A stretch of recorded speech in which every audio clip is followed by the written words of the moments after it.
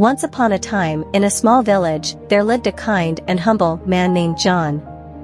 He was known throughout the village for his generosity and selflessness.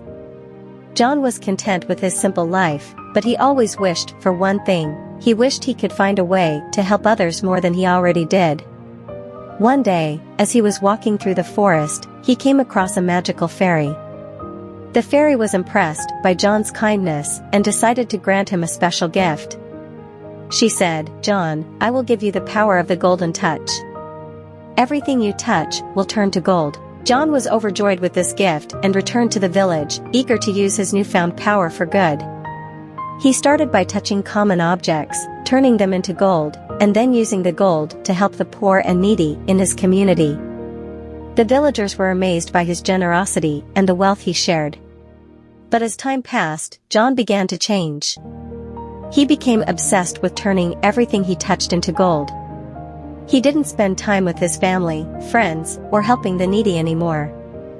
All he cared about was accumulating more and more wealth. One evening, he reached out to touch his daughter's hand, and she too turned into a lifeless golden statue. John realized that his gift had turned into a curse. He was all alone, surrounded by cold, lifeless gold, with no one to share his life with. Filled with regret, he returned to the same spot in the forest where he had met the fairy. He begged her to take back her gift, to return things to the way they were. The fairy, seeing the change in John's heart, felt compassion and granted his request. All the gold disappeared, including his daughter, who came back to life. John learned a valuable lesson that day. The true value of life, love, and relationships was far more precious than any amount of wealth. He gave up his desire for riches and lived the rest of his life content and happy, knowing that his kindness and love for others were his greatest treasures. The moral of the story is that the pursuit of material wealth at the expense of everything else can lead to a lonely and empty life.